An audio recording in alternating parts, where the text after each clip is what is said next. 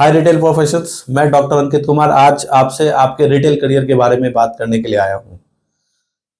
क्या आपको भी लगता है कि आपका रिटेल करियर कहीं ना कहीं स्टक हो गया है? आप रिटेल में ग्रो नहीं कर पा रहे?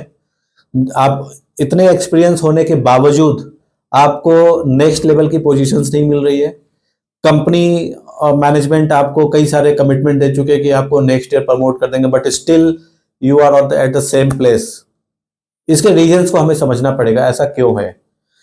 आज के डेट में अगर आप देखोगे, पोस्ट पेंडेमिक जो हमारा रिक्रूटमेंट प्रोसेस आया है वो बहुत ही डिफरेंट है। आज के डेट में हर एक कंपनी एक एम्प्लॉय में बहुत सारी क्वालिटी ढूंढ रही है। सबसे पहले वो रिटेल सर्टिफाइड कैंडिडेट होने चाहिए, जिसको हम बोलते हैं डोमेन, रिटेल डोमेन से सर्टिफाइड हो, रिटेल नॉलेज एक्सीलेंट हो। दूसरी चीज अगर आप देखेंगे तो एज में लिमिटेशंस आ गई हैं, राइट। अभी हर एक पोजीशंस पे कंपनी ने एक एज लिमिट डाल दिया है। Beyond that age limit they are not going to hire. तो इसमें क्या होता है कि अगर आपने पर्टिकुलर पोजीशंस के लिए वो एज लिमिट क्रॉस कर ली है तो आपके लिए वो अपॉर्चुनिटी मिस हो चुकी है। नाउ अब ये है, कई सारे ऐसे सवाल भी आपके मन में आते होंगे कि सर मैं तो ऑलरेडी रिटेल में काम कर रहा हूँ, इतने 10 साल से 12 साल से 15 साल से काम कर रहा हूँ रिटेल में, मुझे रिटेल डोमेन या रिटेल सर्टिफिकेशंस की जरूरत क्यों है? क्यों मुझे advance diploma into retail management, area operations, store operations में कोर्स करना चाहिए? तो मैं इस चीज पे आपसे एक बात करना चाहूंगा। अब देखो क्या होता है, एक जो रिटेल में भी लगभग 4.5 करोड़ लोग काम कर रहे हैं, including unorganized and organized retail. 4.5 crore, ये नंबर याद रखिएगा। आप अपने आप को उस भीड़ से अलग कैसे करेंगे, या आप उसी भीड़ का हिस्सा बने रहना चाहते हैं? तो उसके लिए आपको सर्टेन क्वालिटी अपने अंदर डेवलप करनी पड़ेगी। सबसे पहले उस डोमेन में आपको सर्टिफाइड करना पड़ेगा अपने आप को, राइट। दूसरा, आपको जो डोमेन नॉलेज है वो स्ट्रांग करनी पड़ेगी। रिटेल केपीआईज पे बहुत काम करना पड़ेगा। आपको अपनी पर्सनालिटी, अपनी कम्युनिकेशन, अपने सॉफ्ट स्किल्स पे बहुत सारे काम करना पड़ेगा। तीसरा है, अब एक एग्जाम्पल से मैं इसको हम थोड़ा समझते हैं। आप मुझे एक बात बताइए, अगर आप किसी हॉस्पिटल में जाते हैं, एक कंपाउंडर है जो 15 साल का एक्सपीरियंस है, राइट, और एक डॉक्टर है जिसको सिर्फ 2 साल का एक्सपीरियंस है, आप किससे मेडिकल एडवाइस लेना चाहेंगे? ऑफ कोर्स आप सोच रहे होंगे कि किससे। ऑफ कोर्स मुझे आपका आंसर पता है, आप डॉक्टर से मेडिकल एडवाइस लेना चाहेंगे। क्यों?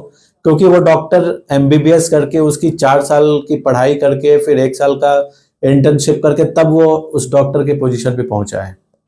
जबकि कंपाउंडर सेम वर्क पिछले 10-15 सालों से एक ही काम करता हुआ आ रहा है, लेकिन उसकी लिमिटेशन है, वो एक लिमिट से आगे वो कंपाउंडर डॉक्टर तब तक नहीं बन सकता जब तक वो एमबीबीएस क्लियर ना कर ले।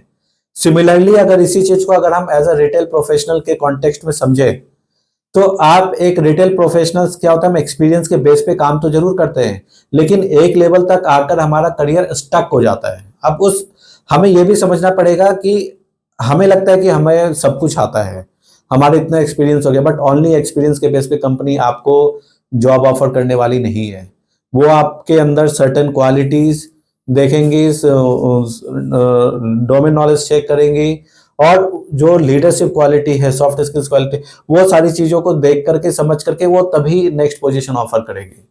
ऑफ कोर्स एक चीज और, प्लस पॉइंट अभी क्या है हमारी इंडस्ट्री में, रिटेल इंडस्ट्री में, कि सैलरी अगर आप प्री पैंडेमिक से पैंडेमिक के बाद की सैलरी रेंज को देखेंगे तो बहुत डिफरेंस आ गया है।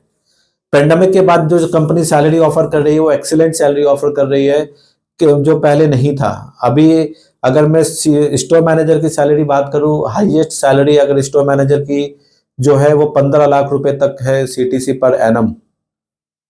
मैं सारे ब्रांड्स की बात नहीं कर रहा, बट ऑफ कोर्स जो लग्जरी वाले ब्रांड्स में है, जो प्रीमियम ब्रांड्स में है, वो सैलरी रेंज अगर मैं देखूं तो 10 से 12 लाख रुपए की सैलरी कंपनी ऑफर कर रही है।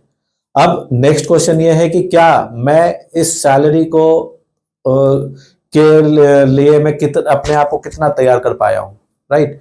वो मेरी तैयारी कितनी है। और दूसरा, ये जो पोजीशंस और सैलरी कंपनी दे रही है, ऑफ कोर्स वो मल्टीपल पैरामीटर्स पे आपको चेक करती है, आपके स्किल्स को चेक करती है। जब वो लगता है कि you are the right candidate, तभी आपको वो जॉब ऑफर करती है।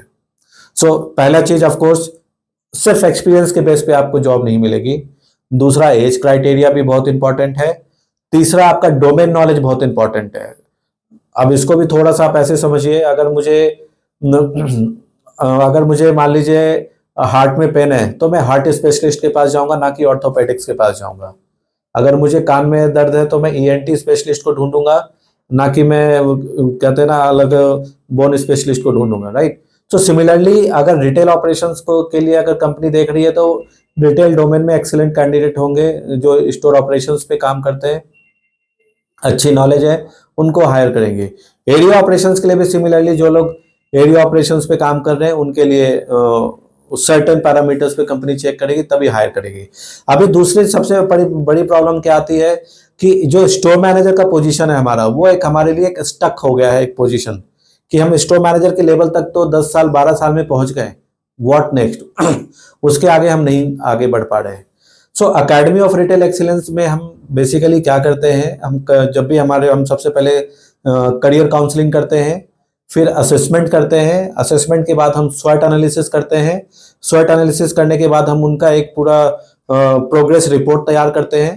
प्रोग्रेस रिपोर्ट तैयार करने के बाद हम उनके जो कोर्स है वो कोर्स को कस्टमाइज कोर्स बना के फिर हम उनको रेफर करते हैं, ऑफर करते हैं, ताकि वो स्टोर मैनेजर की पोजीशन से क्लस्टर मैनेजर की पोजीशंस पे स्मूथली पहुंच सके, प्रमोट हो सके।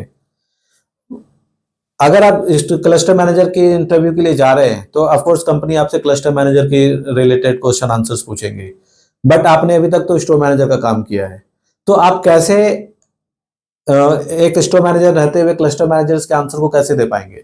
तो ये जो गैप है